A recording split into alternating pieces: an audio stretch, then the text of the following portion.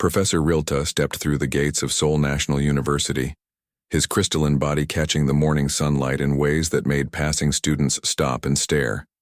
At 8 feet tall with 6 constantly shifting eyes, he cut an imposing figure against the traditional architecture of Korea's most prestigious university. This was the first week of the interstellar academic exchange, and tensions were high on both sides. "The gravity here is uncomfortable," Rilta muttered to himself, adjusting the gravitational stabilizer at his waist. His voice sounded like stones tumbling down a mountain, beautiful but slightly terrifying. The alien professor made his way to the advanced physics building, where he was scheduled to meet his assigned human student. The Centauri Federation had insisted on this exchange program, believing that sharing knowledge across species would benefit everyone. Privately, most Centaurians viewed it as a diplomatic formality. Humans were clever, certainly, but their civilization was barely 10,000 years old. What could they possibly teach beings who had mastered interstellar travel before humans had discovered fire? Ji-ho Kim was already waiting in the laboratory when Rilta arrived. She sat cross-legged, on a stool, her dark hair pulled back in a practical ponytail, wearing a faded university sweatshirt and jeans that had seen better days. What struck Rilta immediately was that she didn't seem intimidated. Most humans reacted with either excessive awe or poorly hidden fear when meeting a Centaurian for the first time. "Professor," Ji-ho said, standing and offering a small bow. "Welcome to Seoul National. I've prepared the lab according to the specifications your embassy sent over." Rilta's middle eyes blinked in approval. "You've done well, Student Kim. The atmospheric adjustments are adequate." Ji-ho smiled, unfazed by his cold tone. "I added a few modifications to the gravity stabilizer in this room. You should find it more comfortable than the standard human settings." The alien professor moved around the space, noticing that, indeed, the crushing weight of Earth's gravity seemed lighter here. "Your modifications are effective. Perhaps you're not completely without skill." "High praise," Ji-ho said with a slight smile. "I've reviewed your published work on quantum field manipulations. Your paper on dimensional folding was particularly interesting, though I had some questions about your approach to the Harlan-Zoe paradox." Rilta's crystalline form shifted color slightly, a sign of surprise among his kind. Few human scientists, let alone students, had managed to understand his more complex theoretical work. "Questions can wait," he said, moving to the main holographic display. "First, I must assess your capabilities with a suitable challenge." His long, jointed fingers moved across the control panel, bringing up a complex series of equations and 3-dimensional models. "This is what my kind considers a fundamental problem in understanding the unification of quantum gravity." Ji-ho leaned forward, eyes narrowing as she studied the display. "The unified field problem? We've been working on versions of this since Einstein." "Yes, but your approaches have been limited. This is the complete Centaurian formulation. On my world, this is typically assigned to advanced students as their qualification project." Rilta's voice held a hint of smugness. "A dedicated student usually completes a satisfactory solution within 1 standard galactic year." "A year?" Ji-ho repeated, already pulling the equations apart in the air with her fingers, rearranging them as she thought. "Yes. It requires careful, methodical analysis of over 300 variables across 11 dimensions of, but if you approach it from a topological perspective instead of a purely mathematical one," Ji-ho muttered, more to herself than to Rilta. The professor's color shifted again, this time to a deeper blue. "The problem cannot be solved through simple topological tricks. Our greatest minds have established the proper approach over thousands of years of—" "I'll see what I can do," Ji-ho interrupted, completely absorbed in the equations floating before her. "Can I access these from my home system? I work better at night." Rilta stared at her with all 6 eyes. No human had ever interrupted him before. "Yes, I suppose that can be arranged. But understand, Student Kim, this is not a trivial exercise. This will take a year of dedicated study, at minimum." Ji-ho finally looked up from the equations, and there was a spark in her eyes that Rilta couldn't quite interpret. "We'll see about that, Professor." She smiled, and for the first time since arriving on Earth, Realta felt a strange, uncomfortable sensation, as if perhaps he had underestimated something important. As she gathered her things to leave, Ji-ho added casually, "By the way, there's a noodle shop just off campus that set up a special section for Centaurian visitors. The owner figured out how to make kimchi that's compatible with your digestive system. You might want to try it. It's got to be better than those nutrient capsules you've been living on." With that, she left, leaving Realta standing alone in the lab, staring at the door with a mixture of confusion and, though he would never admit it, the faintest hint of curiosity about this strange human who spoke of solving year-long problems and alien-compatible kimchi in the same breath. Jiho's small apartment looked like a hurricane had hit a library, a computer lab, and a coffee shop all at once. 3 days had passed since Professor Realta had given her the quantum gravity unification problem, and she hadn't really slept since. The living room walls were completely covered with holographic projections of equations, models, and simulations that pulsed with different colors. Her coffee table had disappeared under stacks of notebooks filled with handwritten calculations. 7 empty ramen cups formed a small tower next to her couch, where a rumpled blanket suggested she'd been taking short naps rather than proper sleep. "This approach isn't working," Jiho muttered to herself, running her hands through her messy hair. She stood in the center of her apartment, staring at a particularly complex set of equations that hovered in the air. The circles under her eyes had darkened, but there was an unmistakable energy about her, the kind that comes only from being on the verge of something big. She walked to her kitchen, stepping over books and discarded papers, and poured herself another cup of coffee, her 12th today, not that she was counting. As she sipped the bitter liquid, she stared out her small window at the Seoul skyline, the early morning light just beginning to touch the tops of buildings. "The problem isn't the math," she said to no one in particular. "The problem is the approach."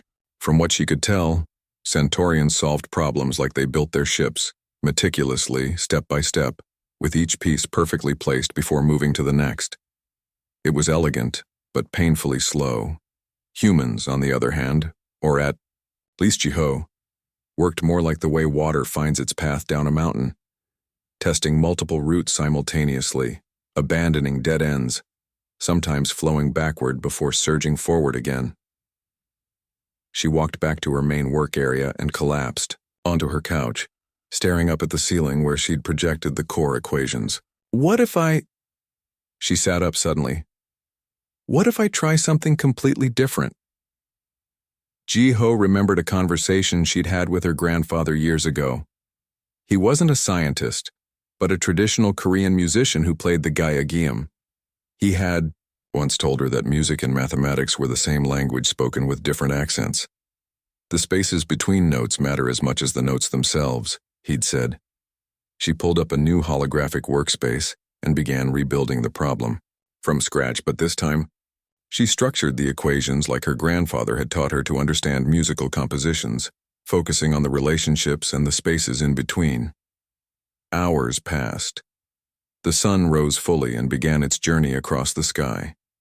Jiho barely noticed. She ordered food delivery at some point, ate half of it, and forgot about the rest. Her fingers flew across keyboards, both physical and holographic, occasionally pausing to scribble something in a notebook. At some point, her next-door neighbor knocked on the wall, probably because she'd been pacing and talking to herself at 2 a.m. She apologized and put on her noise-canceling headphones instead, continuing to work in her own bubble. By the early hours of the third day, something was taking shape. The equations had transformed into something that looked nothing like the neat, ordered Centaurian approach. Jiho's solution was messy, with branches and connections that looked more like a neural network than traditional mathematics. She had incorporated principles from traditional Korean architecture, the way Hanok buildings distribute weight and create harmony with their surroundings, into her understanding of how quantum forces might interact across dimensions. "That's it," she whispered, staring at her creation. "It's not about solving the problem their way. It's about finding a completely new way to look at it." The final piece clicked into place just as dawn broke on the third day. Jiho stood in her apartment, surrounded by the glowing evidence of her work, and felt a surge of exhilaration so powerful that her exhaustion temporarily vanished. "It works," she said, running a final simulation that confirmed her approach. The model didn't just solve the problem. It opened up entirely new avenues of exploration that the Centaurian approach would never have revealed. Ji-ho collapsed onto her couch, suddenly aware of how tired she actually was. Her eyes burned, her back ached, and she couldn't remember the last time she'd showered. But none of that mattered. She fumbled for her phone and sent a message to Professor Realta. "I've got something. Let's meet tomorrow." Then she set an alarm for 4 hours later and fell into a deep sleep right there on the couch, surrounded by the glowing proof of what she'd accomplished. When she woke up, there was a response from Realta. "Impossible. The assignment requires at minimum 1 galactic year of calculation." Ji-ho smiled tiredly at her phone screen. "See you at 2 p.m., she wrote back. "I'll bring coffee. You might need it." She didn't add what she was thinking, that humans had always been good at doing the impossible, especially when someone told them it couldn't be done. That was perhaps their greatest strength, not knowing when to give up. Ji-ho finally made it to her bed for another hour of sleep before she needed to get ready. Tomorrow would be interesting, to say the least. She wondered what color Realta would turn when she showed him her solution. Maybe a shade no human had seen before. The university lab hummed with a quiet tension as Ji-ho set up her presentation. Professor Realta stood by the whiteboard, all 6 of his eyes fixed on her with what she'd come to recognize as skepticism. The crystal formations around his eye stalks had taken on a distinctly purple hue. "Student Kim," he said, his gravelly voice breaking the silence. "I must confess I find your message from yesterday highly implausible. The quantum gravity unification problem I assigned requires careful methodical analysis of 300 variables across 11 dimensions." Ji-ho finished, not looking up from her tablet as she connected it to the holographic display. "Yes, you mentioned that." Her hair was pulled back in a messy bun, and dark circles shadowed her eyes. She looked exhausted but oddly energized. 2 other Centaurian exchange professors had heard about Ji-ho's claim and had come to witness what they clearly expected to be an embarrassing failure. They stood near the back of the room, their crystalline bodies glinting under the fluorescent lights. "I brought coffee," Ji-ho said, gesturing to a tray with several cups. "The blue one is for you, Professor. I had it made with mineral water and a trace of selenium. The cafeteria figured out it's more compatible with your digestive system." Realta's color shifted slightly in surprise, but he made no move toward the drink. "Let us proceed with your demonstration." Ji-ho nodded and activated the holographic display. The lab filled with a complex 3-dimensional model, a swirling mass of equations, geometric shapes, and color-coded energy patterns that hovered in the air between them. Even to the untrained eye, it was beautiful, like a mathematically precise galaxy. "This is my solution," she said simply. Realta stepped forward, his crystalline appendages clicking against the floor. "This is nonsensical. Where is the standard Cavasian matrix formulation? Where is the sequential breakdown of interdimensional variables?"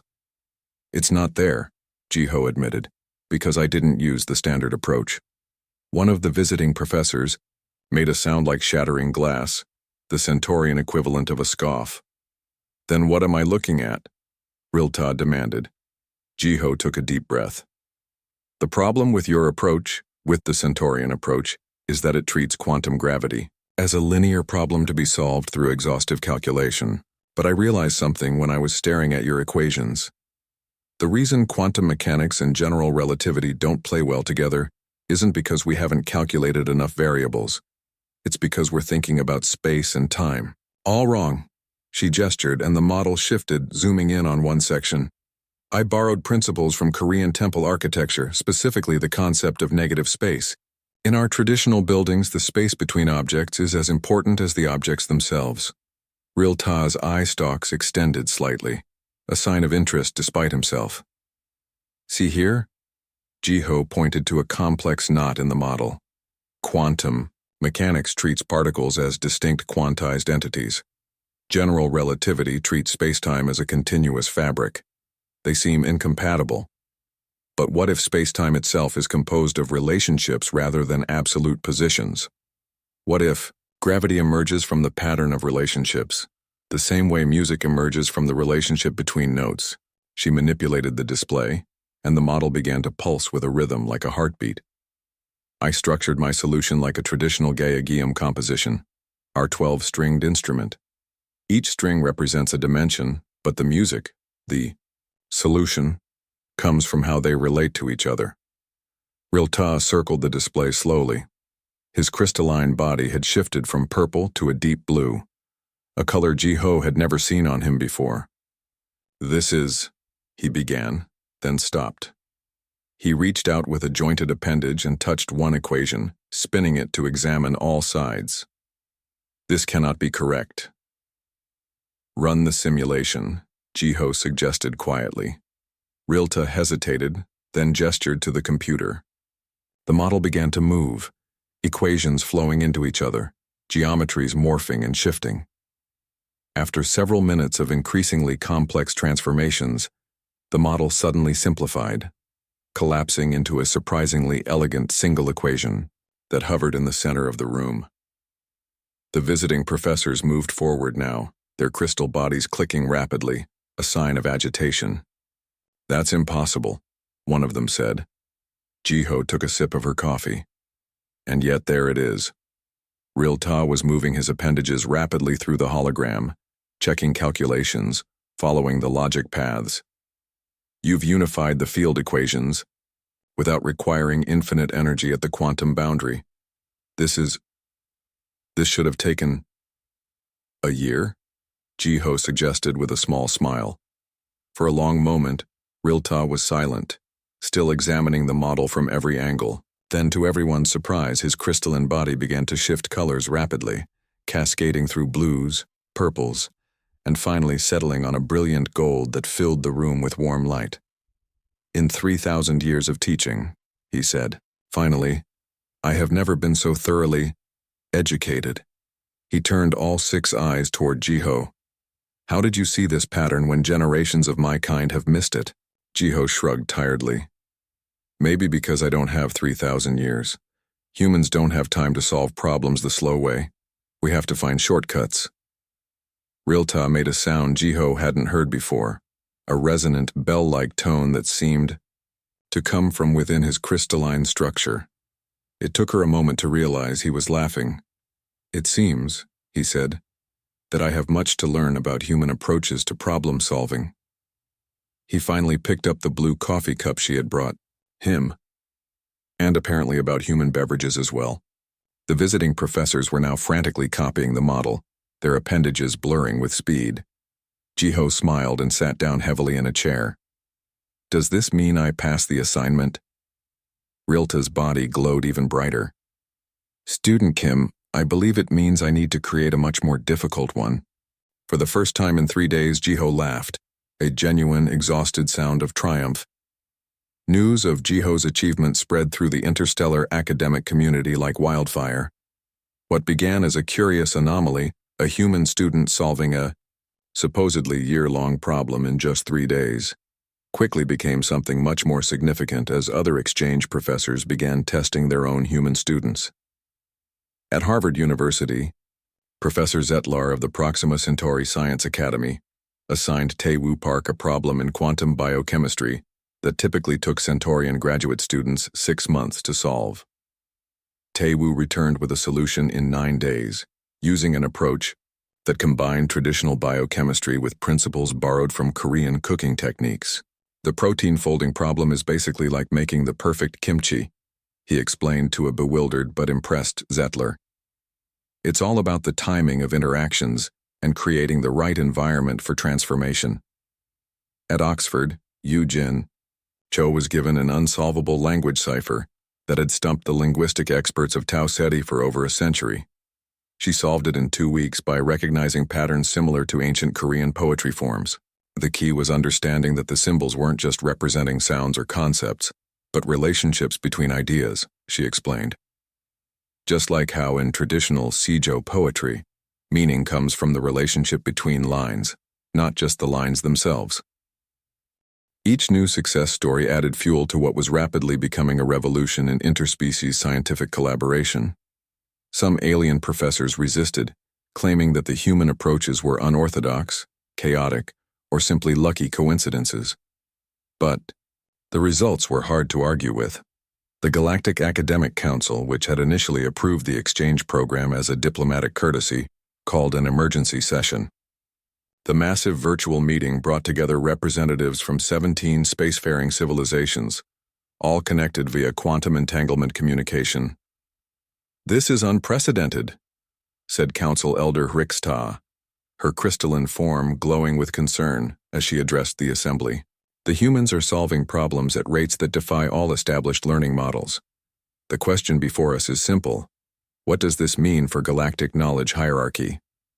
For 8,000 years, the elder species of the galaxy had carefully managed the flow of scientific knowledge to younger civilizations. The system had always been based on the assumption that proper scientific understanding required centuries of methodical work. Humans, with their short lifespans and improvised approaches, were turning this assumption on its head.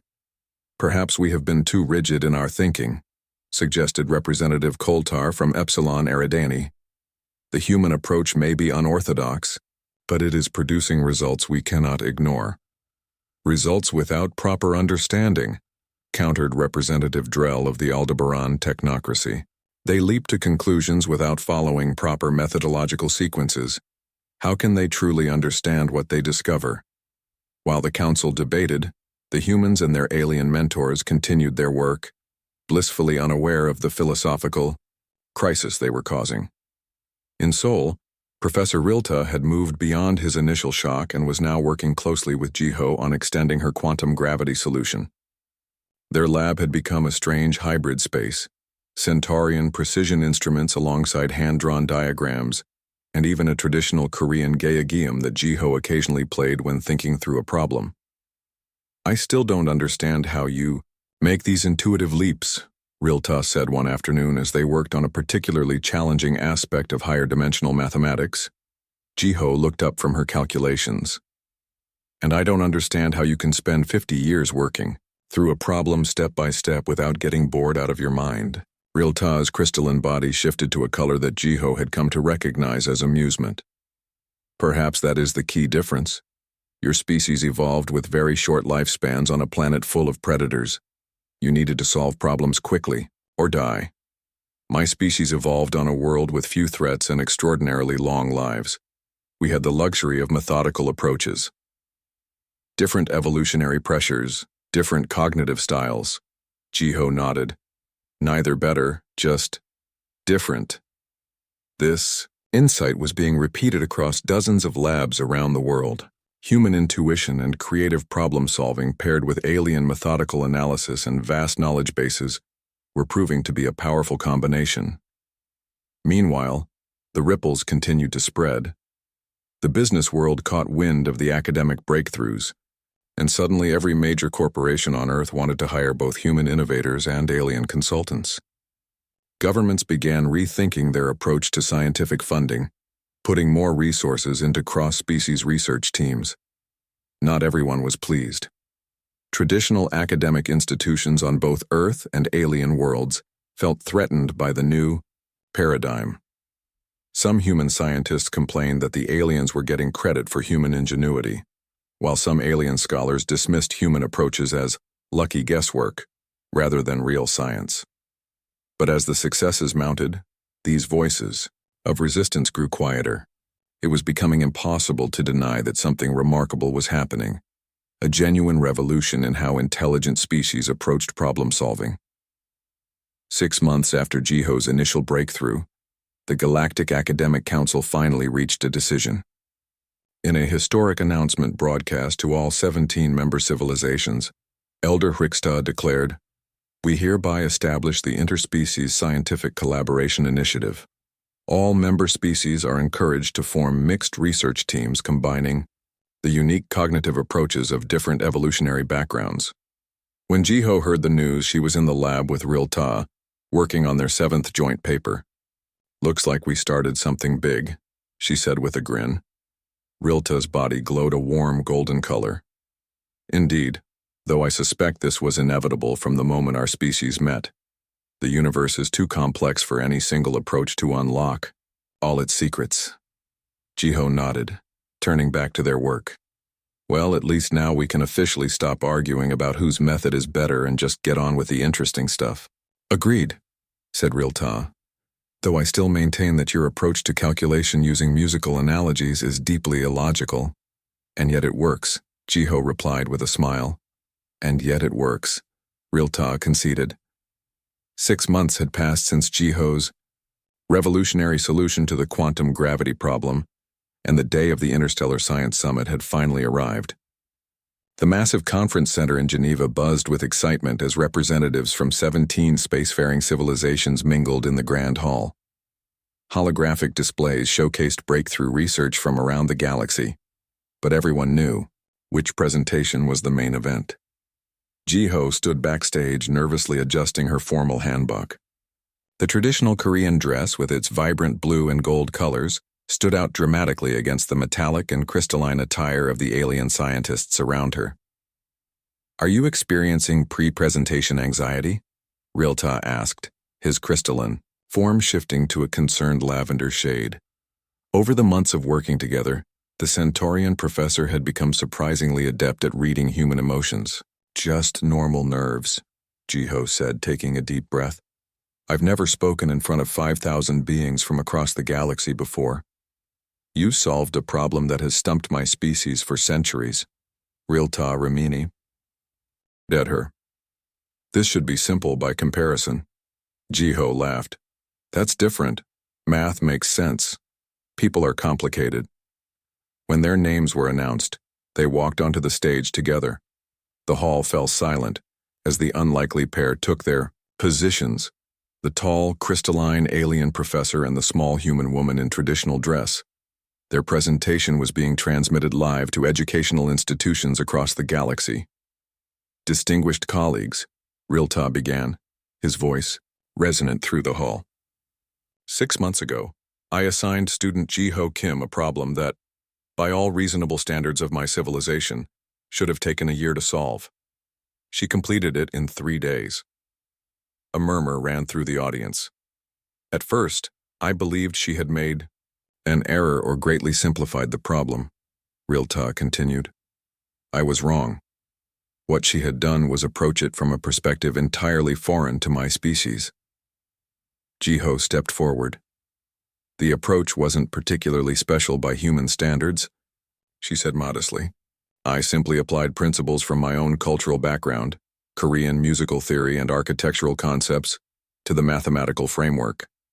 She activated the holographic display, showing their now famous model of quantum gravity unification.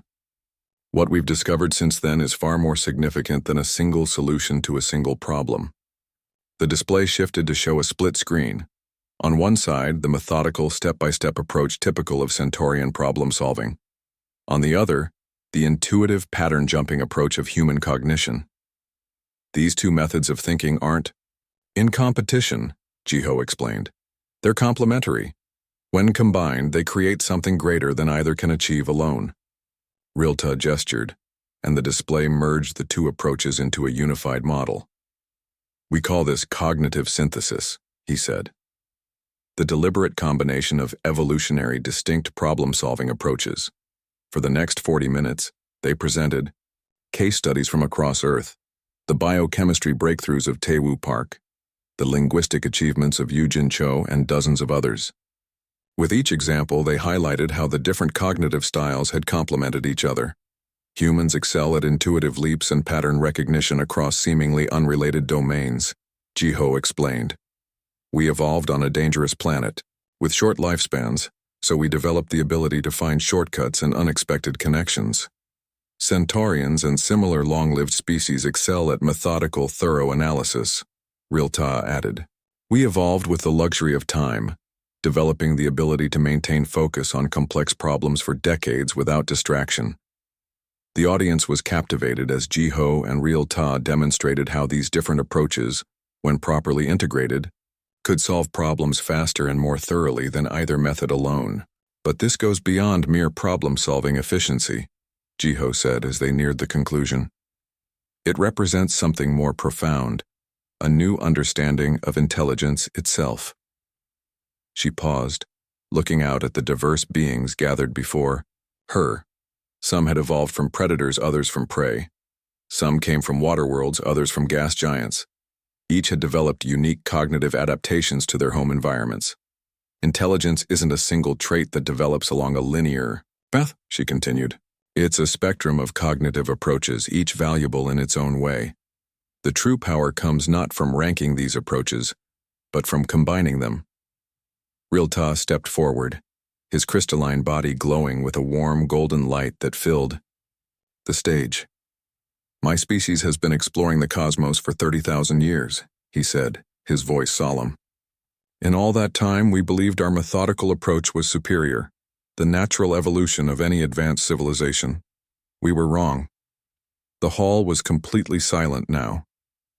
What we've learned from humans, from Jiho and all the others, is that we've been missing an entire dimension of cognitive possibility. The chaotic intuitive approach that we once dismissed as primitive is in fact a powerful complement to our own methods. Together, they form something greater than either alone. Jiho smiled up at her mentor, remembering how dismissive he had been when they first met. The implications are profound, Rilta continued. Problems that would have taken us centuries to solve through our traditional methods can now be addressed within our lifetimes. Questions we believed were beyond answering may now be within our reach. Jiho took over for the final words of their presentation. This isn't just about humans and centaurians, she said. Every species in this room has developed unique cognitive adaptations. Imagine what we might achieve if we learned to combine all of these different ways of thinking, not by erasing our differences, but by celebrating them and putting them to work together. As they concluded, the hall erupted in a cacophony of sounds. Human applause mixed with the bell-like tones of centaurian appreciation, the humming resonance of Arcturan approval, and dozens of other alien expressions of acclaim. Jiho and Rilta stood side by side, the human and the alien, united in their difference. Their story had begun with a dismissive professor and a stubborn student, but it had become something much greater, the first step toward a new understanding of what intelligence truly means in a vast and diverse universe.